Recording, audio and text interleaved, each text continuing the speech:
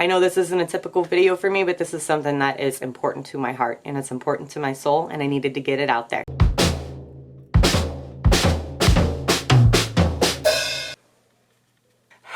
Happy New Year, happy 2020 everybody. I hope everybody had a wonderful holiday season, a super happy new year. I mean, we had a lot of fun. We were sick, but not for Christmas, which was good. We did get sick like right after Christmas, but you know, 'tis the season for sickness. We were sick. We're getting over it. We're on the upswing. And you know what? I've been off for 2 weeks. I did not expect to get subscribers. I get to start my 2020 with 80 subscribers. Yeah. So thanks guys. I appreciate it. This week's video has changed a few times. I had some ideas for videos that I wanted to do for my first video of the new year, and we're not doing any of those. None of those. They'll be going up in the next few weeks. There's one request that I haven't got to yet because I had other stuff planned for, like from Halloween on, I had videos planned. And so there was a request before Halloween that I didn't get to, and that's coming up within the next 2 weeks. I'm not sure if it's going to be next weekend or whatever. Just watch and find out. This week, guys, Australia is on fire. It's really sad. Like, I've seen all these images, these homes and all the forest and the vegetation and the animals. Oh God, the animals. There's so many animals have not made it. However, let's look at the positive. So many animals have made it thanks to wonderful, wonderful rescuers that are down there. So we see this stuff, and a lot of us are left with this feeling of, I wish I could do more. Yes, we can donate, but a lot of people are kind of skeptical because there's a lot of, unfortunately, there's a lot of scams that go on too for donations. How pathetic are you? Stop it! They need this stuff for the animals and the people in their homes and the rescuers and the firefighters and the EMTs. So just cut that out and stop that business. We have found, not we, I didn't do any of it. I'm part of a Facebook group called Rescue Craft Company, and they have a list of approved donation sites that you can go to and make your donations. Here's the list. I'm also going to include links below. Please really consider donating to them. They need it. When the fires are done, they're gonna have to try to rebuild these habitats and plant more trees. And where are these animals gonna live? Where are these people gonna live? They've got to rebuild. So donate. A lot of people this week, this Facebook group, Rescue Craft Company, has exploded overnight. It went from like 9,000 members to 64,000, and it's probably still climbing. And what did it was crafting.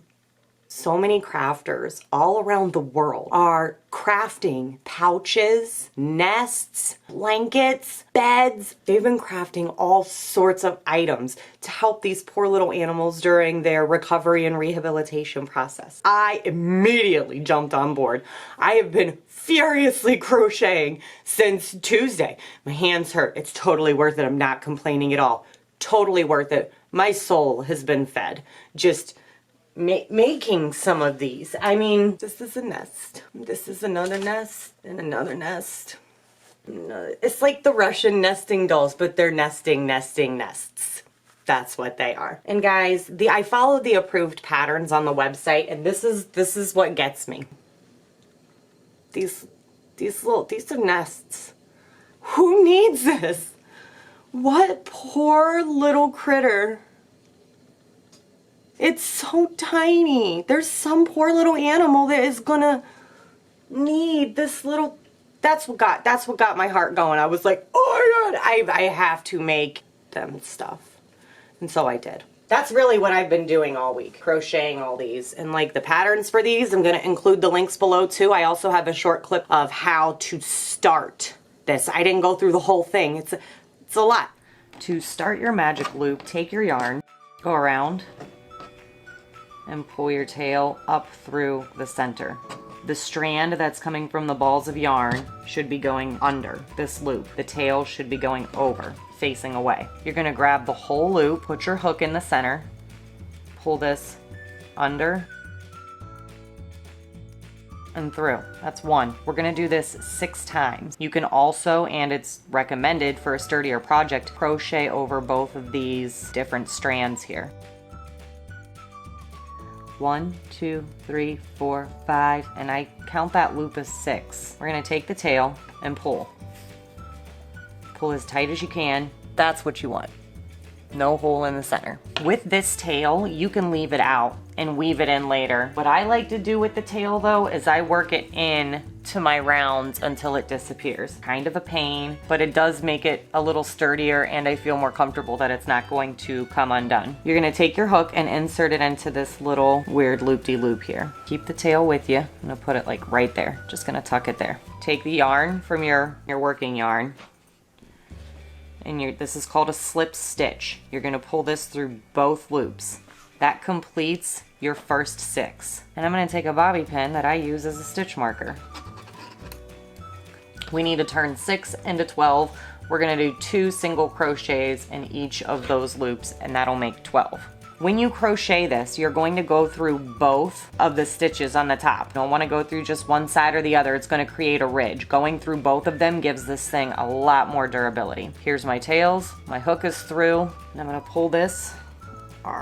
It's really tight. You're supposed to make these as tight as you can. They don't want little holes and stuff for little tiny feet and beaks and claws to get like snagged in. And so that's how we increase. We do 2 single chains in 1. I'm going to continue this all the way around. When I get close to the end of my row, like here, it appears that I have 1 stitch left. I just count to make sure that I'm still on track. Pull through, slip stitch, kick your stitch marker out. Now, to continue the increase on this row is going to have 18. The next row is going to have 24. You're increasing by 6 each time you go up. The next row, we're gonna count 1 and then increase. So we're gonna do 2 here, and then 1, and then 2. 1, 2. 1, 2, all the way around. That gives us 18. I will put a picture right here, and this explains how you're gonna up the rows. So there's that. But whenever you're done making the nest, you know, they're pretty tall, but that's how they're gonna use them. They're gonna fold them down. So I am following really closely the main page and their Instagram to see if they're still accepting donations. And at this point, there is a pause on them, which is amazing. It's actually fantastic news. They have received such an overwhelming response all over the world for these crafted items.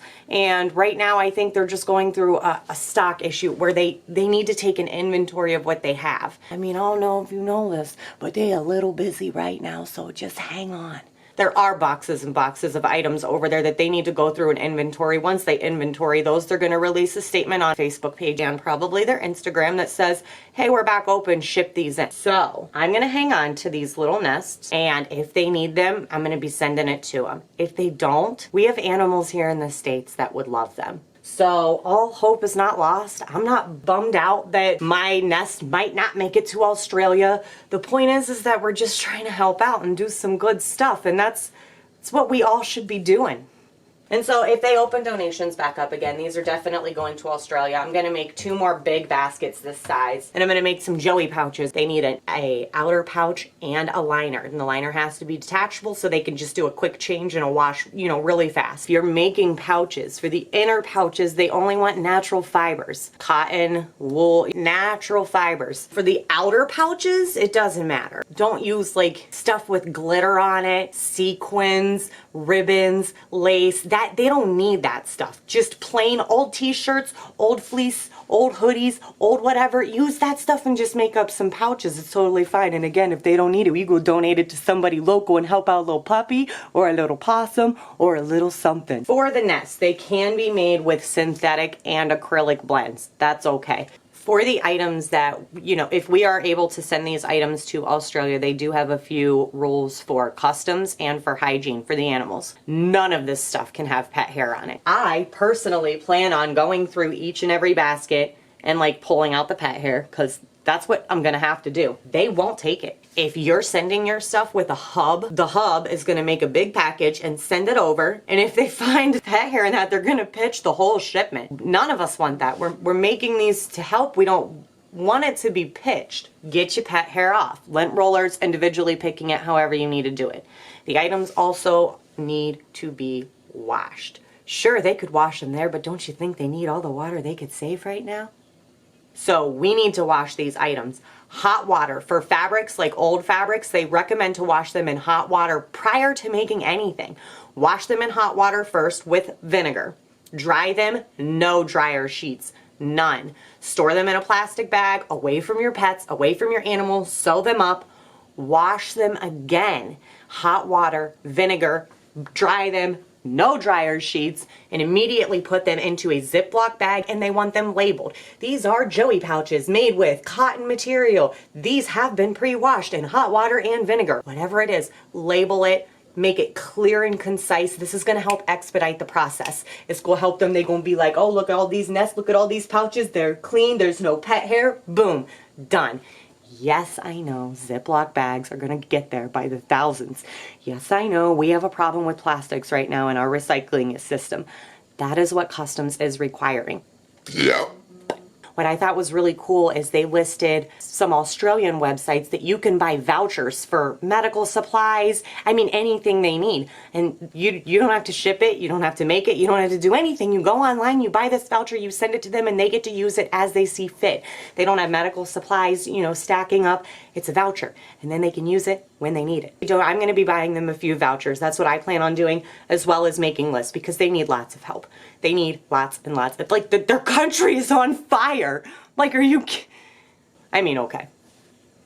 There are parts of the country that are not in flames.